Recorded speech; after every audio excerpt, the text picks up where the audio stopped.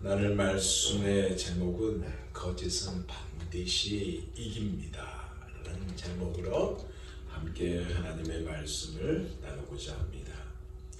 오늘 본문에 보니까요, 두 개의 묶음으로 되어 있어요. 그러니까 두 개의 이야기로 엮어져 있습니다. 하나는 예수님께서 비유로 말씀하신 것이고, 다른 하나는 바리새인들이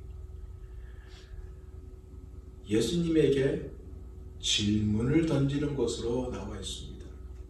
근데 이 두 개의 이야기가 별개의 이야기가 아니라 같은 것, 즉 하나라는 사실을 우리가 엿볼 수 있습니다. 왜냐하면 천국 비유인 이 혼인잔치 비유와 바리새인들과의 예수님께서 분쟁하는 분쟁은 결국 누구를 두고 하는 얘기냐? 바리새인들을 두고 한 이야기이기에 그렇습니다. 그리고 오늘 이 비유는요, 포도원의 주인과 악한 농부들의 비유, 우리가 그 21장 그 앞에 쭉 보면 예수님께서 비유로 말씀하신 두 개가 있습니다. 하나는 밭에 나가서 일을 하라고 했는데 큰아들한테 가서 얘기를 하니까 예, 가서 일하겠습니다 하면서 대답을 했지만 하지 않았고, 작은 아들한테 가서 하니까 못하겠다고 하지만 나중에 마음에 찔려서 작은 아들이 가서 일했던 이 비유와, 그리고 이 또한 이 포도원을 만들어 놓고 그리고 타국에 가서 소출을 기다렸는데 나중에 아들까지 죽여버렸던 그 비유, 우리가 기억나시죠? 이것이 연장선상에 있는 비유이고, 오늘 예수님께서 세 번째로 말씀하신 비유가 오늘 본문입니다. 핵심은 뭐냐? 하나님이요, 이스라엘 백성들을 하나님 당신의 백성, 즉 선민으로 택하시고 구원의 은혜에 참여하도록 여러 선지자를 보내어 하나님께 돌아오도록 초청을 했어요. 그렇지만 응답이 뭐냐? 자기 자신의 이기적인 욕심과 탐욕과 쾌락에 몰두한 나머지 이 하나님의 초청도 거부하고 심지어는 선지자들을 죽이고, 그리고 마침내는 하나님의 아들인 예수님마저 십자가에 못 박고 말았다는 것.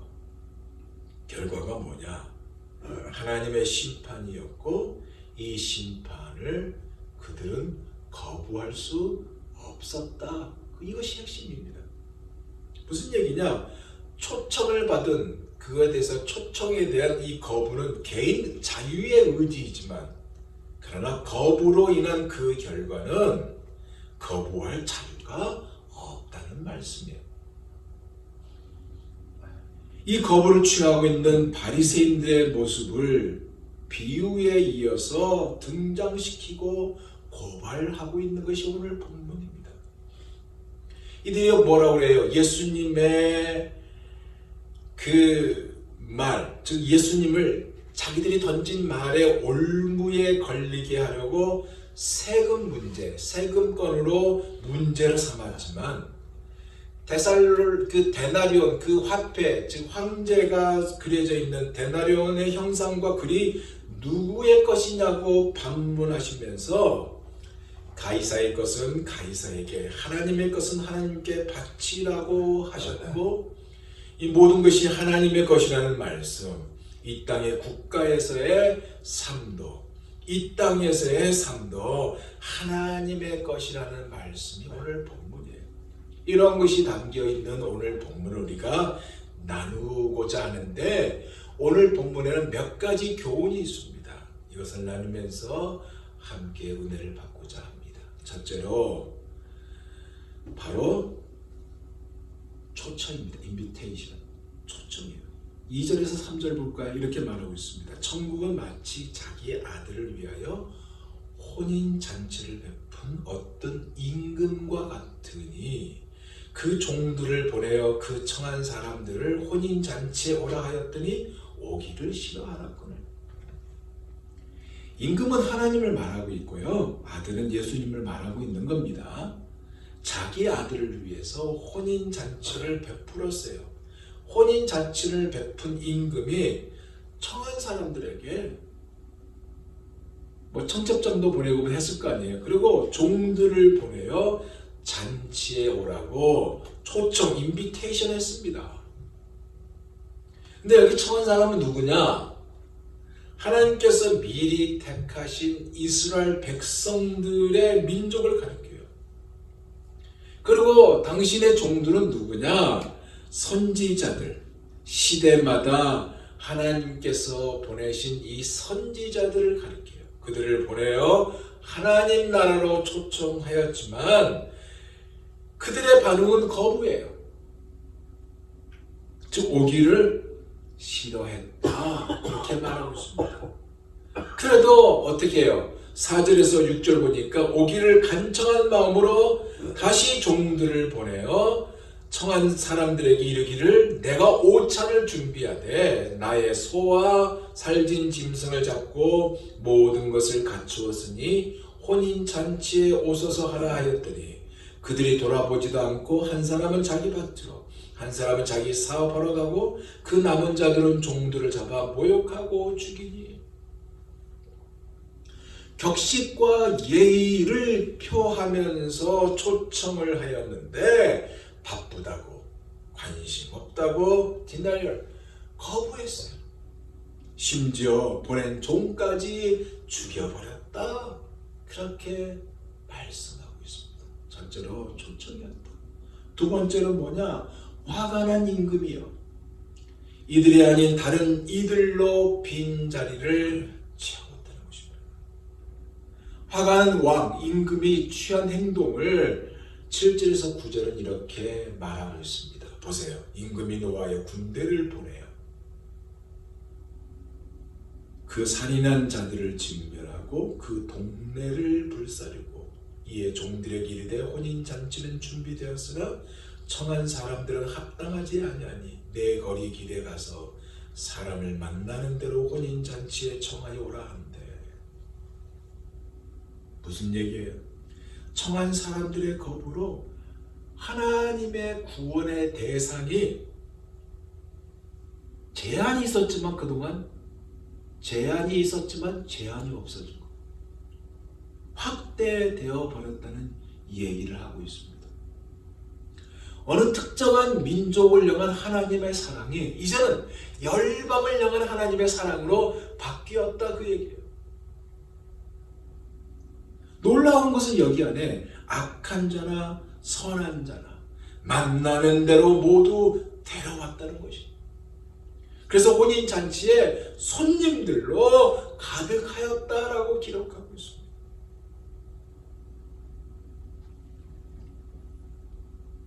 임금이 노하여 군대를 보냈다. 그 살인자들을 징별하고 그 동네를 불살았다. 이거는 나중에 AD 70년 티토 장군에 의해서 예루살렘에 함락된 것을 예언으로 말씀하는 부분입니다.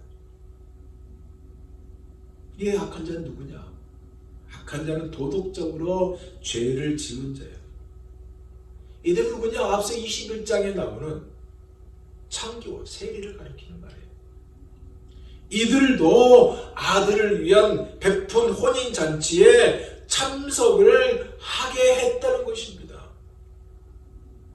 무슨 얘기냐? 그 누구도 우리 하나님은 구원에서 모든 사람들이 죄되는 것을 원하지 않았다.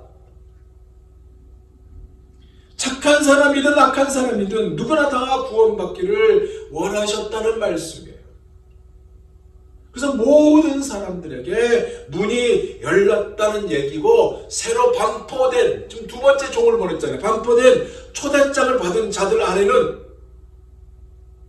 사회적 주의나 신앙심의 정도를 막론한 평범한 유대인들과 그죠?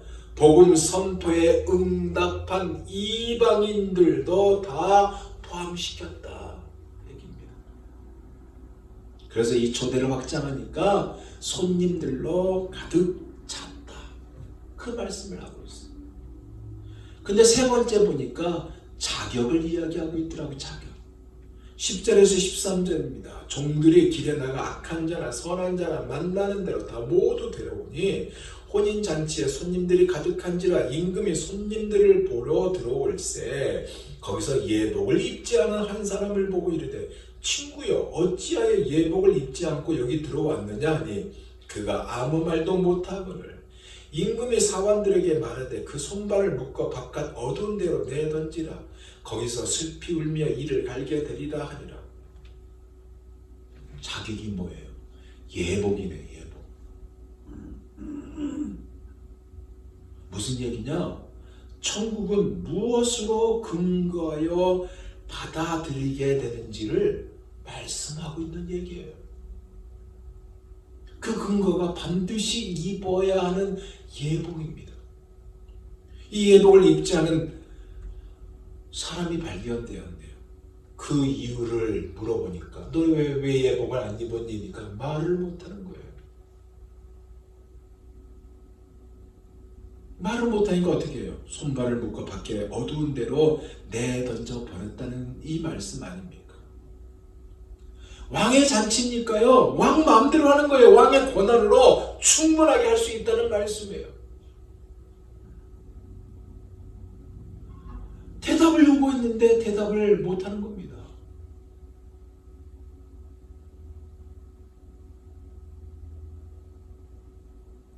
하나님께서 예비하신 예복이 무엇인지를 여기서 말씀하고 있는 거거든요.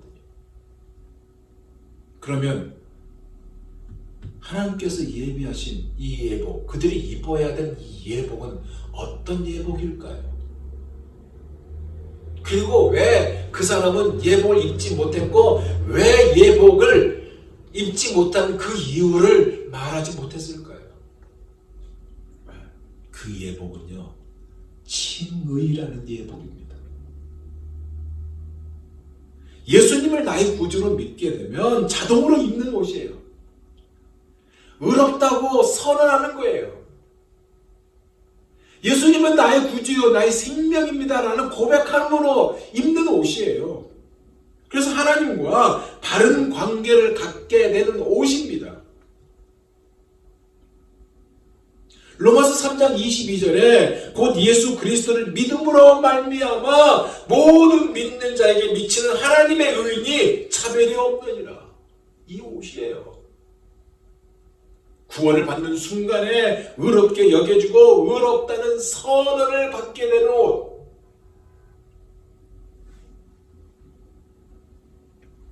이 옷을 안 입은 거예요. 이 옷을 입는 자는 예수님을 나의 구주로 선포하고 선언하고 자랑합니다.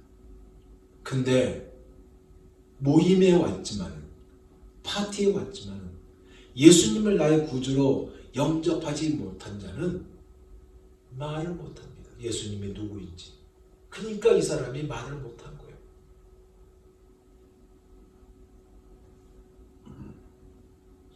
이 옷은요, 우리를 의롭게 만드는 것이 아니라 우리를 의롭다고 칭함을 받는 옷입니다. 이 예복을 입어야만 천국 잔치에 참여할 자격이 있고 이 예복을 입지 않으면 초청받고도요 이렇게 쫓겨난 자와 같은 처지가 된다는 말씀입니다. 이 사실을 더 정확하게 표현하고 있는 말씀이 계시록 19장 8절에서 10절에 나온 말씀입니다. 들어보세요. 그에게 허락하사 빛나고 깨끗한 새 마포를 입게 하셨습니다. 예복입니다. 이 새 마포는 성도들의 옳은 행실로다 하더라.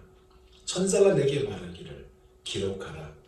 어린 양의 혼인 잔치에 청함을 입은 자들이 복이 있도다 하고 또 내게 말하되 이것은 하나님의 참되신 말씀이라 하기로 내가 그 발 앞에 엎드려 경배하려 하니 그가 나더러 말하기를 나는 너와 및 예수의 증거를 받은 내 형제들과 같이 된 종이니 삼가 그러지 말고 오직 하나님께 경배하라. 예수의 증거는 대언의 영이라 하더라. 예수 그리스도를 나의 구주로 영접함으로 말미암아 이 세마포 예복을 입게 되고 그 천국 잔치에 참여하게 되는 겁니다. 중요한 사실은 이 자리에 여러분과 저가 함께 있다는 이 사실을 믿으시기 바랍니다. 네 번째로,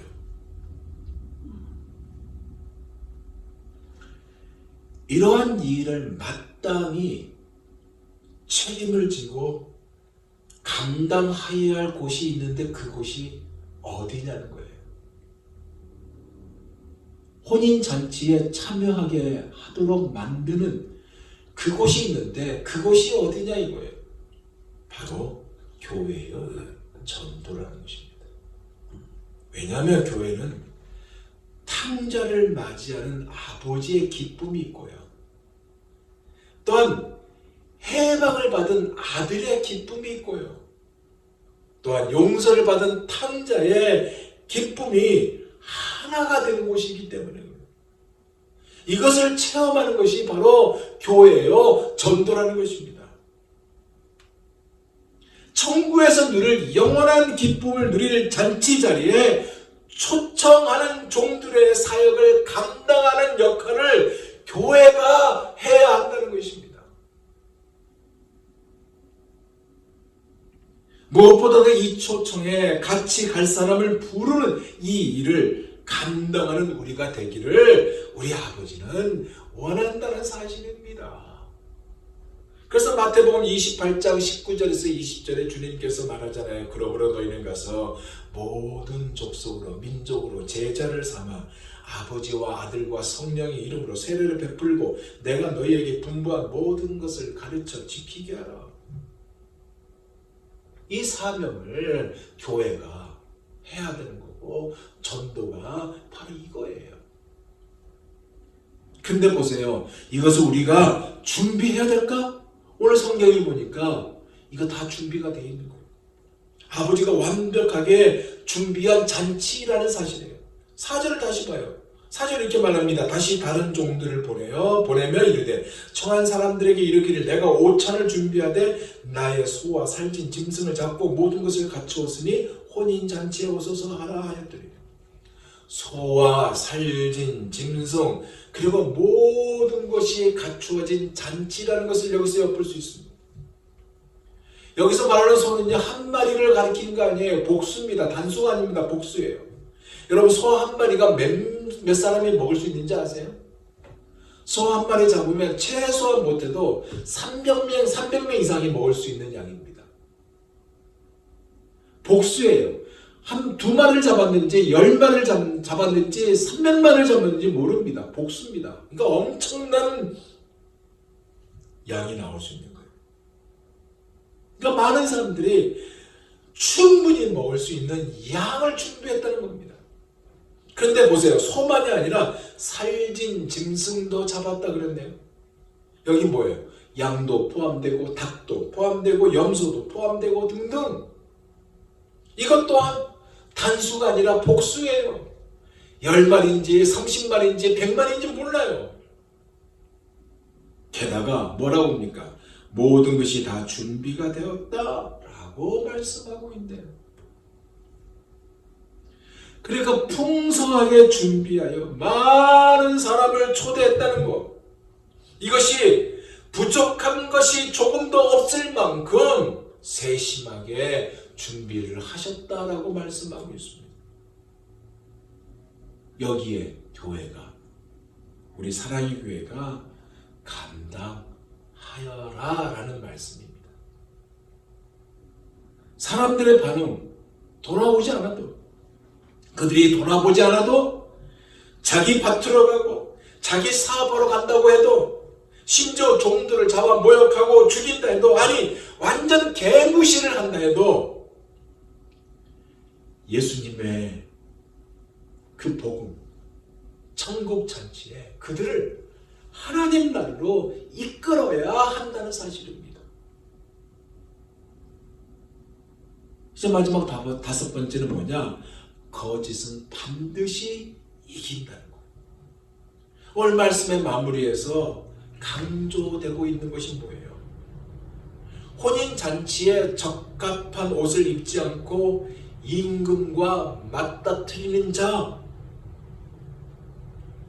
예수 그리스도가 선물로 주신 천국의 의가 아니라 뭐예요? 자기들의 의로운 행위를 입은 거짓된 이들, 누굽니까? 바로 바리새인들이죠.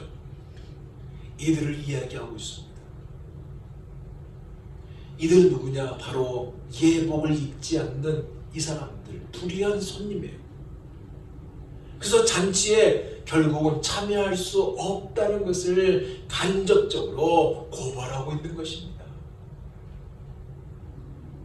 즉 하나님은 모든 사람들에게 기꺼이 용서와 영원한 구원을 베푸시지만 오직 예수 그리스도를 나의 구주로 믿는 이 믿음으로 오직 은혜로 받는 그분의 초대를 받는 자들만이 그분의 나라에 들어갈 수 있다는 말씀을 하고 있어요. 근데 거짓을 일삼는 바리새인들은 천국을 소유할 수 없다는 얘기 아니에요.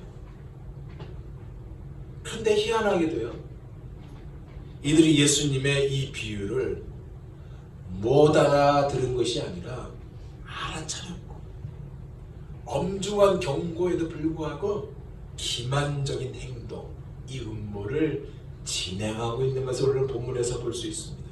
15절에서 16절이 이렇게 말합니다. 이에 바리새인들이 가서 어떻게 하면 예수를 말에 올무에 걸리게 할까 상의하고 자기 제자들을 헤롯 당원들과 함께 예수께 보내어 말하되 선생님이여 우리가 아노니 당신은 참되시고 진리로 하나님의 도를 가르치시며 아무도 꺼리는 일이 없으시니 이는 사람을 외모로 보지 아니하십니다.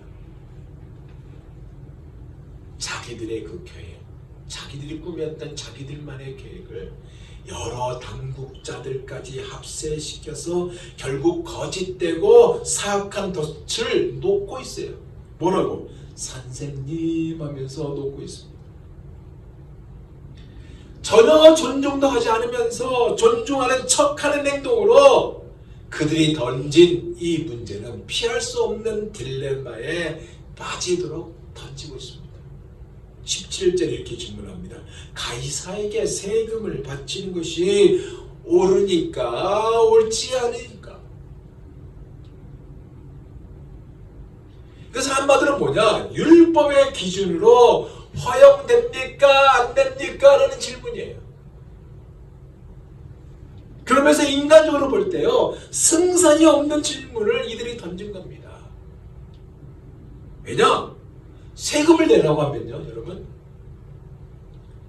로마의 지속적인 압제를 지지하는 세속적인 헤롯 당원들의 편에 서게 되는 거거든요. 만약에 내지 말라라고 하면 대중편에 서요. 근데 이 대중편은 뭐냐? 무한의 민족주의적 정서를 확증하는, 건드리는 모습이 되고 마는 겁니다. 이 속셈을 하신 주님이 18절에 답을 던지죠. 외식하는 자들아 어찌하여 나를 시험하느냐 하면서 예수님의 실물교수법, 뭔지 아세요? 보여주면서 가르쳐주는 이것으로 이들의 질문을 일축시켜버립니다. 19절 볼까요? 세금 낼 돈을 내게 모이라 하시니 데나리온 하나를 가져왔거늘. 이 데나리온, 이 동전은 로마 화폐입니다. 그래서 황제의 얼굴이 그려져 있어요. 그 당시 황제 누구냐? 디베료 황제입니다. 이 디베료의 황제의 형상이 새겨진 데나리온을 보여주면서 군중들에게 실물교수법으로 다시 물어요. 20절. 이 형상과 이 글이 누구의 것이니? 하면서 묻습니다. 누구나 다 아는 답이에요. 어린아이도 보면 다 아는 답입니다. 가이사죠. 가이사라는 답을 유도합니다. 그렇게 꺼내면서 21절에 이렇게 말씀합니다. 가이사의 것은 가이사에게, 하나님의 것은 하나님께 바치라. 이렇게 거짓을 무너뜨리었고 거짓된 자들이 놀라서 도망간 장면이 오늘 22절 마지막 끝부분에 나옵니다. 보세요. 그들이 이 말씀을 듣고 놀랍게 여겨 예수를 떠나가니라. 도망간 거예요. 여기서 보여준 것이 뭡니까? 사랑하는 여러분, 거짓은 반드시 무너진다는 것입니다. 이 사실을 믿으시기 바랍니다. 여러분을 힘들게 하는 거짓말들이 많이 있어요. 거짓 상황이 많이 있어요. 그러나 그 거짓은 반드시 예수 그리스도 이름 안에 무너진다는 사실을 믿으시기 바랍니다. 예수님이 그렇게 하셨기에 우리에게도 동일하게 그렇게 역사되는 거예요. 그런데 이기는 데, 이것을 승리로 이끄는 데는 조건이 따르고 있더라고요. 오늘 보니까 조건이 있어요. 그 조건이 뭐냐? 반드시 믿어야 하는 조건이 있습니다. 그것이 뭐냐? 하나님만이 주권자는 사실을 믿는 것입니다. 천국은 하나님의 나라이며 그분의 나라이며 그분의 혼인잔치라는 이 사실을 믿는 겁니다. 우리가 이 사실을 믿으시기 바랍니다. 그러면 거짓을, 우리에게 힘든 거짓을 무너뜨리게 됩니다. 초대장은 누가 보냈습니까? 하나님이에요. 그래서 초대장은 하나님만이 보내는 거예요. 하나님만이 규칙을 만드셨고요. 하나님만이 예복을 고르셨어요. 그 예복이 뭐예요? 예수 그리스도를 나의 구주로 믿는 예복입니다. 세상이 이 규칙을 만들지 않았어요. 오히려 하나님은 이 세상을 사랑하셨습니다. 요한복음 3장 16절에서 17절 말씀. 하나님의 세상을 이처럼 사랑하사 독생자를 주셨으니 이는 그를 믿는 자마다 멸망치 않고 영생을 얻게 하려 하십니다. 하나님의 그 아들을 세상에 보내신 것은 세상을 심판하려 하심이 아니요 그로 말미암아 세상을 구원받게 하려 하십니다. 사기꾼들은요, 거짓말장인은 이걸 모르는 게 아니에요. 알고 있었어요. 지금도요, 사기꾼들은, 거짓말장이들은 이것을 알고 있고 잔치를 망하게 하려고 했습니다. 자기들의 어젠다, 자신들의 의제를 정하면서 망하게 하려고 있어요. 근데 여러분 아세요? 이들이 입고 있는 옷은 화려한 옷이 아닙니다. 누더기예요. 자기들은 화려한 옷이라고 주장하지만 누더기입니다. 왜? 구원과 아무런 관계없는 옷이기 때문에 그래요. 그들이 비록 합리적이고 과학적인 방법으로 자기들만이 주장하는 의로운 옷이라 하지만 소용이 없다는 얘기입니다. 이 거짓은요, 예수님 앞에는 통하지 않아요. 그래서 하나님의 주권적인 계획은요, 당신의 영광을 위하여 당신의 뜻에 따라 정해진다는 거. 무슨 얘기인지 아세요? 하나님은 아무도 어느 누구도 멸망받지 않기를 원한다는 거예요. 멸망하기를 원하지 않아요. 그리고 우리 교회가 이것을 위해서 감당해야 하고 우리가 복음을 전하는 일꾼이 되어야 한다는 거예요. 솔직히 우리가 어떤 존재였습니까, 여러분? 죄로 가득 찬 죄인이었어요. 하나님의 식탁 앞에 앉을 수 없는 자가 바로 우리였어요. 그렇지만 우리를 대신하여 예수 그리스도의 죽음을 받아들이고 믿고 나아갈 때 우리에게 과거에 있었던 그 죄의 누더기가 벗어지고 그분의 의를 입는 옷을 입게 되는 것. 그래서 우리가 이 잔치에 참여할 수 있는 존재가 되었다는 거 아닙니까?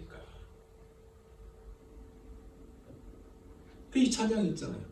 나는 부족하여도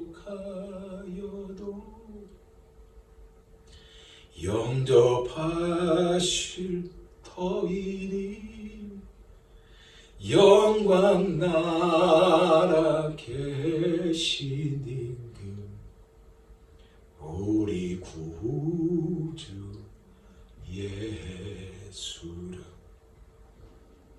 하나님만이 왕이라는 사실을 믿는 자가 거짓을 이길 수 있는 것입니다. 우리 하나님은 우주의 왕이세요. 그래서 우리가 하나님께만 충성을 다하고요. 그분 외에 어느 것도 예배를 하지 말아야 합니다. 세상은요, 거짓입니다. 건전한 종교라고 아주 멋있는 표현까지 하면서 모든 종교는 하나요, 모든 신도 하나로 다 통한다고 거짓으로 던집니다. 그러나 이거 아세요? 디모데전서 5장 있는 말씀. 하나님은 한 분이시요 또 하나님과 사람 사이의 중보도 한 분이신 곧 사람이신 그리스도 예수라.